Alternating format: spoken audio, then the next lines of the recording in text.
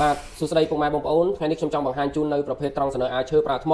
របស់ក្រុមហ៊ុន Beta Power ដែលជាបច្ចេកវិទ្យារបស់ប្រទេសជប៉ុនដែលមានកម្លាំងរហូតដល់ 4000 វ៉ាត់ហើយផ្លែរបស់វានេះគឺមានទំហំរហូតដល់ 12 អ៊ីងនិងប្រវែង 3 តឹកកន្លះចំពោះត្រង់សនើអាឈើប្រើថ្មຂະຫນាត 12 អ៊ីងនេះគឺបងប្អូនអាចយកទៅកាត់ដើមឈើធំតូចបានទៅតាមតម្រូវការនិយាយទៅຂະຫນាត 12 អ៊ីងនេះគឺបងប្អូនអាចកាត់ដើមឈើធំៗបានហើយលក្ខណៈងាយស្រួលនៅក្នុងការប្រើប្រាស់គឺវាមិនលឺសំឡេងខ្លាំងដូចជាប្រភេទប្រាសាំងហើយមិន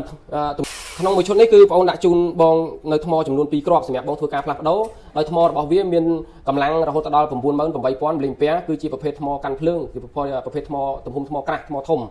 ហើយតម្លៃរបស់វាតម្លៃពេញគឺមានតម្លៃរហូតដល់$75ក្រុមហ៊ុន promotion នៅសល់ត្រឹមតែ$65តែប៉ុណ្ណោះបងប្អូនអាចធ្វើការកម្មង់បានតាមរយៈការឆាតចូល page ឬក៏ call តាមរយៈលេខទូរស័ព្ទដែលបងអូនដាក់ខាងក្រោមនេះបាន